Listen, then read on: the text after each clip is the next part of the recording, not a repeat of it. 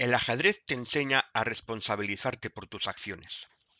Cada jugada tiene valor, y un error puede conducirte a un punto fatal de no retorno.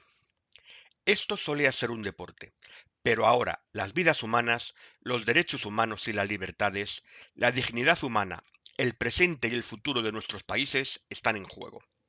En estos días trágicos, pensamos en toda la gente que quedó atrapada en medio de un espantoso conflicto. Compartimos el dolor de nuestros colegas ucranianos y pedimos por la paz.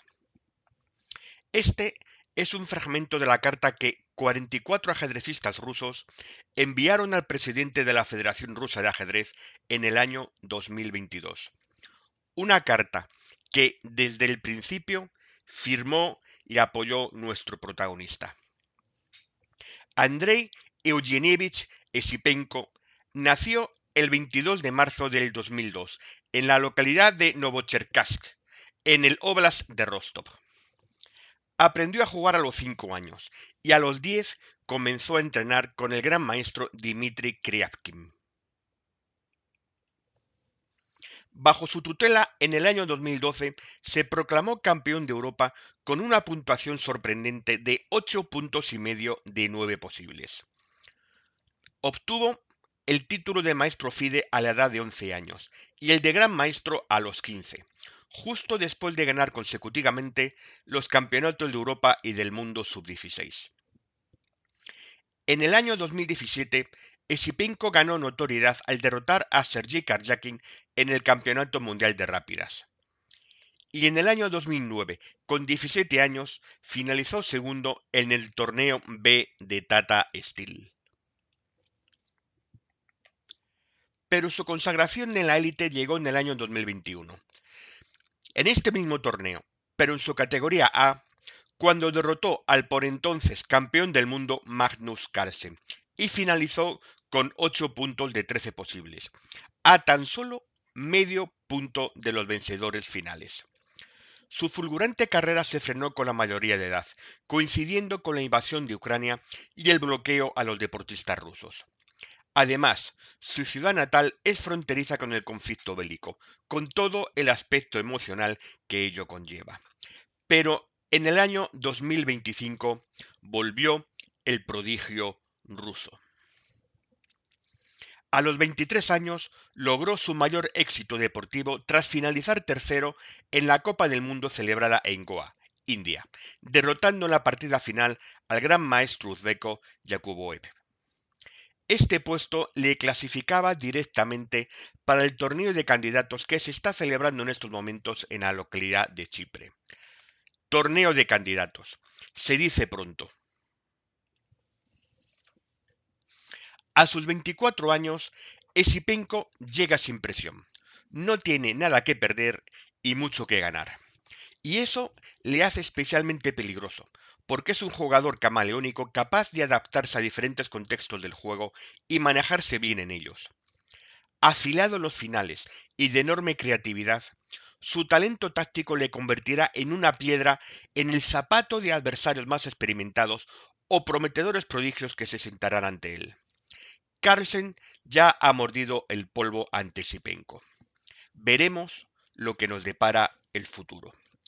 Mientras este futuro llegue, como siempre hacemos, nos montamos en nuestro DeLorean y viajamos en el tiempo al torneo de Tata Steel, año 2021, ronda 8, donde disfrutaremos de una impresionante partida entre nuestro protagonista, con piezas blancas, el jovencísimo Andrei Esipenko, de 19 años, frente al por entonces campeón del mundo Magnus Carlsen, con piezas negras.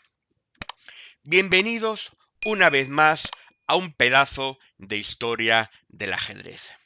Esipenko, como repetimos con blancas, empezó con E4, C5 por parte de Carlsen, caballo F3, D6. Aquí habitualmente Magnus Carlsen suele jugar una Sifiriana Sveshnikov o una Pelican, pero sin duda si quería intentar ganar ante un posible punto, porque era un jovencísimo, repetimos, Andrei Esipenko, Carlsen quería ganar con negras y jugó una variante Nazor para salirse de los posibles estudios que tuviera su rival.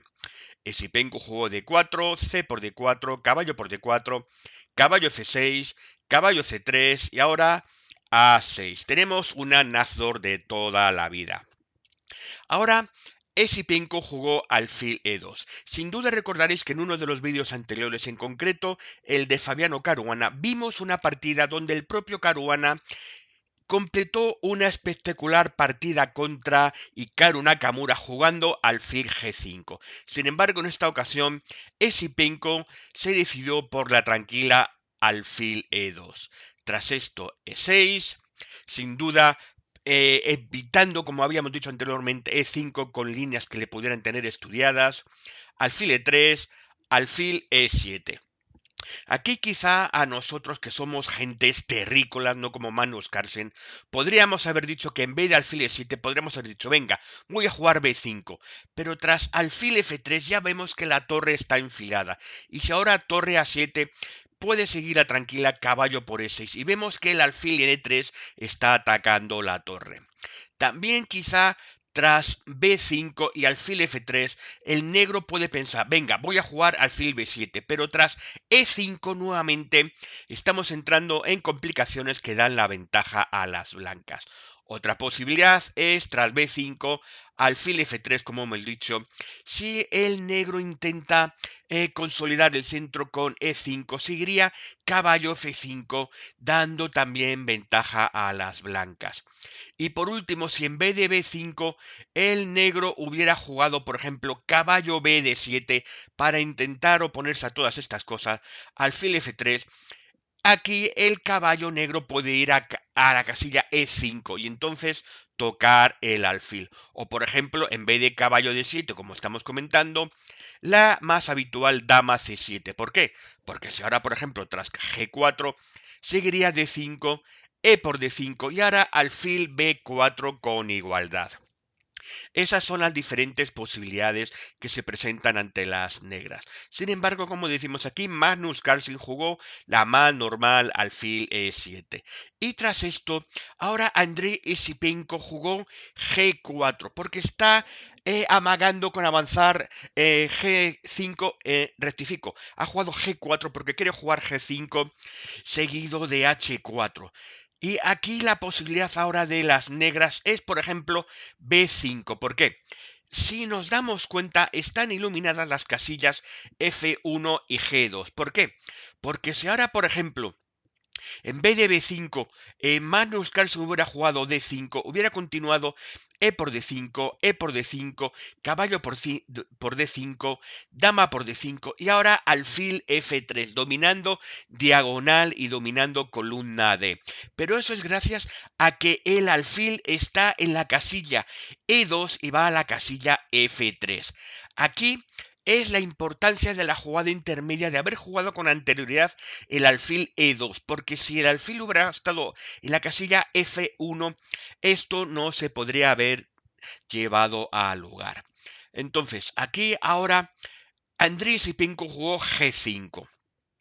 ¿Qué podría haber jugado Esipenko en vez de G5? Por ejemplo, si hubiera jugado alfil F3, como hemos estado comentando, podría haber seguido B4, E5 y ahora caballo por G4. Y vemos que, por un lado, el alfil en F3 sí está tocando la torre en A8, pero el caballo negro está tocando el alfil en E3 y el peón en la casilla C3, dando muchas posibilidades a las negras. Por eso Esipenko se metió directamente en la variante de G5. Obviamente, aquí ahora Magnus Carlsen juega caballo Fd7 porque tiene 3 posibles saltos para su caballo.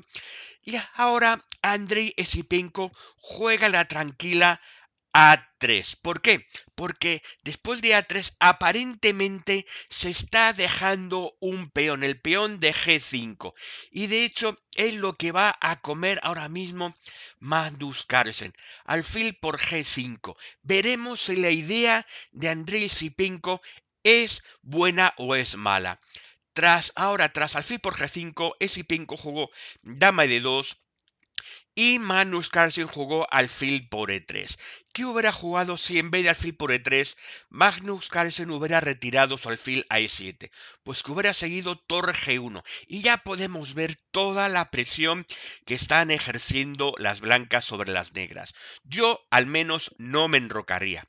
Tras G6 para aliviar la presión en roque largo, alfil B7, por fin el alfil sale a esa diagonal que tanto el disgusto nos puede costar, y ahora F4. Y vemos toda la actividad de las piezas blancas que están enrocadas con todas las piezas ya activadas y el negro tiene muchos problemas para activar las suyas.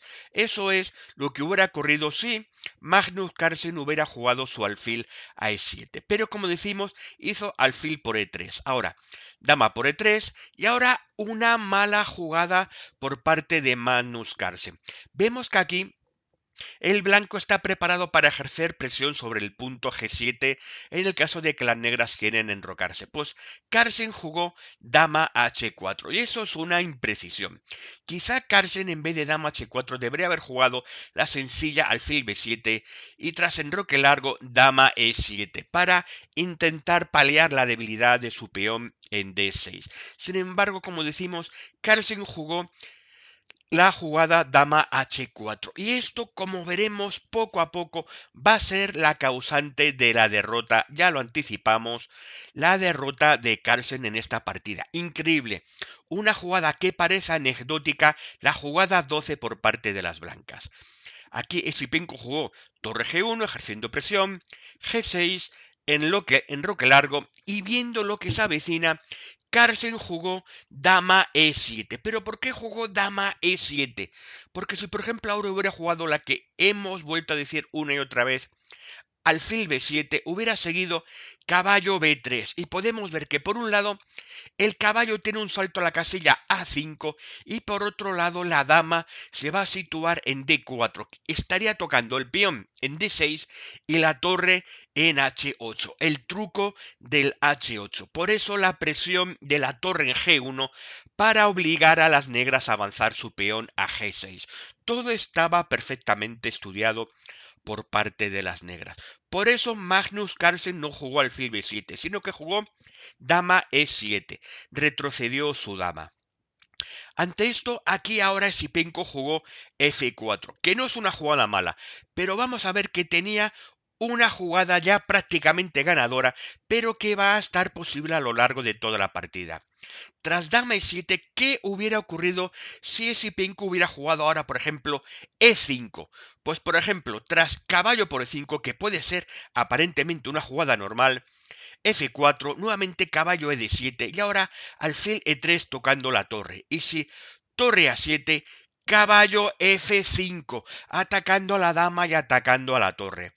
¿Qué otra cosa podrían jugar las negras? Pues tras caballo, tras avanzar el peón a F4, si el caballo en vez de ir a la casilla D7 fuera a la casilla C4, por ejemplo atacando la dama, seguiría alfil por C4, B por C4, ahora ruptura en F5 y si G por F5, caballo por F5, E por F5 y nuevamente dama D4, atacando la torre en H8 y especulando con un posible torre E1 dando doblete a dama y rey. ¿Qué otra cosa podría ser en vez de F4 por parte de Esipenko si hubiera jugado E5? Pues si las negras no hubieran comido con el caballo, que es la posibilidad que hemos visto anteriormente, ¿qué hubiera ocurrido si el negro hubiera intentado solidificar el centro con D5? Pues que hubiera seguido la jugada F4 para nuevamente la ruptura F5 y tras alfil B7, F5, G por F5 y ahora alfil F3. Y vemos que se preparan los sacrificios tanto en F5 como en D5. Y el rey negro está en el centro. Las piezas negras no han acabado de salir y el blanco ya está atacando con todo. Por eso, esta jugada de E5 hubiera sido una gran jugada por parte de Esipenko, pero la va a poder jugar en el resto de las jugadas. Ahora, por ahora, Esipenko jugó la tranquila F4 que deja abiertas todas las posibilidades. Aquí Carlsen jugó alfil b7 intentando tapar esa diagonal que tantos problemas le está dando. Y ahora Esipenko juega la interesante rey b1. Todo el mundo sabe que rey b1 es para evitar jaques, para evitar entradas de la columna, en este caso por la columna A, que podría pasar, por ejemplo, ahora si tras que el negro se enroque H4 especulando un ataque y si ahora dama por H4, fijaros que toda la presión tras torre H1, dama F6, dama H3 especulando la entrada de la dama G7, caballo F3 especulando nuevamente con el salto a G5 y el avance del peón a F5, dando ventaja a las blancas. Eso fue lo que pensó Esipenko y obviamente lo vio Magnus Carlsen y no se enrocó, sino que intentó sacar la pieza que le quedaba, caballo C6. Y ahora Esipenko juega caballo C por B5. Muy buena jugada. Uno puede pensar, sacrificio de caballo, con toda la ventaja que tiene Esipenko, pero ¿cómo se le ocurre sacrificar un caballo? Pues precisamente por eso y por otras cosas. Cuando uno tiene tanta ventaja, se puede permitir un sacrificio porque la ventaja se acentúa. Pero es que además vamos a ver muchas cosas. Aquí Magnus Carlsen jugó la obvia A por B5. Pero ¿qué hubiera ocurrido, por ejemplo, si ahora Carlsen hubiera jugado caballo por D4? Pues que hubiera seguido dama por D4 y vemos que una vez más la dama ataca la torre y la penetración del caballo por C7 y D6 sería ya definitiva. ¿Qué otra cosa hubiera podido jugar Magnus Carlsen en vez de A por B5? Miremos, por ejemplo, enroque y ahora seguiría caballo por C6, alfil por C6 y ahora caballo por D6. ¿Qué pedazo de caballo tiene Esipenko en el centro del tablero? Eso no lo mueve nadie. Y eso tarde o temprano le dará la victoria. Porque aparte del peón de ventaja, tiene mayoría de peones en el flanco de rey que al final le pueden dar la victoria según los vaya avanzando. Todo eso lo conocía perfectamente Esipenko y por supuesto Magnus Carlsen. Por eso Carlsen jugó A por B5. Vamos a ver cómo continúa la partida. Caballo por C6, alfil por C6 y ahora dama C3. Una vez más la dama atacando a la torre y recuperando el alfil con C6. Todo esto lo tenía calculado Esipenko cuando sacrificó su caballo en B5. ¿Qué pensabais? ¿Que va a sacrificar un caballo siendo mala jugada? En absoluto, señores. Estamos hablando de Andrei Esipenko, el prodigio ruso. Ante esto, Carlsen se enrocó y tras dama por C6, D5 intentando romper para buscar algo de contrajuego. ¿Qué hubiera podido pasar si ahora, por ejemplo, Carlsen jugara caballo F6? Pues que seguiría dama por D6. Obviamente, con tanta ventaja, las blancas van a querer cambiar la pieza más importante de las negras, que es la dama, para evitar cualquier posible contragolpe. Porque, como ya hemos dicho, en el flanco de dama, las blancas tienen mayoría de peones 3 contra 1, mientras que en el flanco de rey es un 4 contra 4. Si se cambian todas las piezas o tan solo las damas, Esipenko tendría la partida ganada. Vamos a ver cómo continuaría. Por ejemplo, dama por D6, torre por D6, caballo por E4 y ahora tras torre D4, caballo F6, alfil por B5. Tenemos un final ya de por sí 5 contra 4 peones, es peón de ventaja, alfil contra caballo en partidas abiertas es una nueva ventaja y por último la ventaja definitiva. 3 peones pasados. Todo esto lo vio Carlsen, por eso no jugó caballo F6, sino que intentó buscar contrajuego con D5. Tras esto, E por D5 y ahora torre FC8, buscando algo de complicación. Pero ahora Esipenko vuelve a encontrar la mejor jugada. D6, buscando nuevamente cambio de damas con mayor actividad. Carlsen lo sabe, juega dama D8, y ahora dama por B5, porque uno puede pensar, se ha comido el peón y le va a permitir a las torres negras buscar contrajuego contra el enroque en el lado de dama blanco. Pero es que vemos que el blanco tiene muchísima ventaja y vamos a ver que le sobran tiempos. Torre CB8 y ahora dama C4. Aparentemente se deja el peón de A porque el peón de B está clavado, pero eso a Esipenko le da igual, porque si se come el peón de A, lo que Esipenko quiere, repetimos, es cambiar las damas, porque seguiría teniendo un final con peones pasados en el flanco de dama. Obviamente, eso lo ve Magnus Carlsen y aquí, por ejemplo, Esipenko en vez de dama C4 podía haber jugado dama D3, pero eso hubiera permitido a Carlsen jugar dama B6 con algo más de contrajuego. Por eso, Esipenko jugó dama C4. Ahora, torre por A3, dama C7. Carlsen obviamente no va a querer ni poder cambiar damas, juega dama E8. Ahora, ¿qué más puede seguir jugando aquí las negras? Si en vez de dama E8 hubiera jugado dama F6, hubiera continuado dama por B8, caballo por B8 y B por A3. Aparentemente es alfil contra caballo y dos torres contra dama, pero tenemos un peón pasado apoyado por una torre.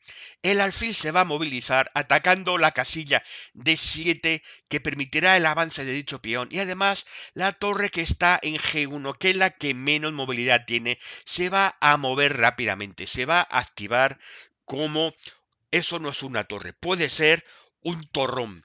Entonces, por eso Magnus Carlsen no jugó dama F6, se vio obligado a jugar dama E8. Fijaros qué posición para la dama de Carlsen. Ante esto, Sipenko jugó torre G5, especulando con llevar la torre A5 para cambiar la torre y que así las negras tengan mucha menos presión sobre el enroque blanco. Las blancas no le quieren dar a las negras ninguna oportunidad, ningún chance. Torre A4 atacando peón, pero ahora torre A5 buscando el cambio de damas. Torre a B4, doblando torres para ver si pueden hacer alguna cosa más. ¿Qué hubiera ocurrido, por ejemplo, con torre F4? Pues que hubiera seguido alfil B5 y ya vemos toda la presión que se viene contra la estructura negra. Por eso Carlsen no jugó torre por F4, sino que dobló torres, torre a B4. Tras esto, Esipenko jugó la tranquila B3, nuevamente quitando cualquier oportunidad a las piezas negras, porque las blancas saben, mi ventaja está ahí, no me la van a quitar, pero le voy a quitar cualquier soplo de vida al ataque negro. Ante esto siguió torre 4B7, dama C3 y ahora dama D8 atacando a la torre, pero ahora sigue alfil F3, ese alfil que ahora ataca a la torre negra, torre B4 y nuevamente dama C7 para cambiar damas, tal y como hemos hablado las últimas veces. Dama F6, ¿qué hubiera ocurrido si en vez de dama F6, dama E8, pues que hubiera tranquilamente, como ya hemos dicho, alfil C6 con presión? Por eso ahora Carlsen jugó dama F6 y torre A8 para cambiar la otra torre, la que está en la fila octava. Si no me cambias una, te voy a cambiar la otra. Obviamente, ¿qué hubiera pasado si en vez de torre A8 el blanco hubiera jugado dama por D7? Pues que hubiera jugado una trampita que le tiró Carlsen al Sipenko, torre por B3 y si C por B3, torre por B3, especulando la dama. Obviamente, Esipenko es un jugador que no se va a dejar mates en 3 jugadas y fue a cambiar las torres. Torre por A8, alfil por A8, dama F5, especulando ahora con que nuevamente la torre negra puede comer en B3 porque el peón en C2 está clavado, pero Esipenko no se deja hacer eso, sino que nuevamente vuelve a quitar un nuevo soplo de vida a las negras. Rey B2, ya no tiene sentido ningún sacrificio por parte de la torre negra. Torre B5, dama por D7, torre F5, especulando nuevamente, pataleando ya en el último momento de vida de Carlsen. Y ahora torre C1. Ya no hay sacrificio posible ni en B3 ni en C2. Ahora, el negro juega dama por F4, dama E8 jaque, rey G7 y D7. Y esto ya es imparable.